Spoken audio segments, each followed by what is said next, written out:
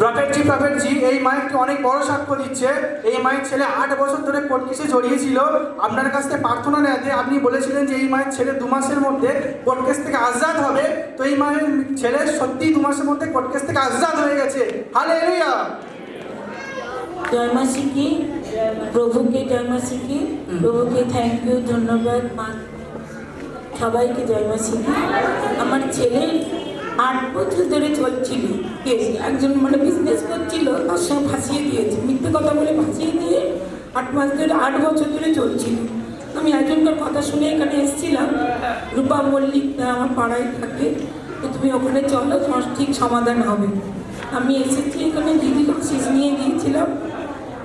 দিদি বলেছিল কোনো চিন্তা করো না মা, 2 মাসের মধ্যে তোমার ছেলে আজাদ হয়ে যাবে। ঠিক তাই, একদম 2 মাসের মাথায় হয়ে যাবে। আমি এক্স্যাক্ট বলেছিলাম 2 মাস, আমি এক্স্যাক্ট একদম 2 মাস 2 মাস বলেছিলাম। আর কত মাসের মাথায় হয়েছে? একদম 2 মাসের মাথাতে 29শে নভেম্বর ডেট, 19শে নভেম্বরই খালাস হয়ে গেছে। নিজে এসে তুলে নিয়েছে কেস। যে পারচেজ করেছিল মিথ্যে কেস, সেই নিজেই তুলে নিজে নিয়েছে। তুলে বলেছে আমি আর হালেলুয়া। প্রভু যিশু আছে, আছেন প্রভু যিশু।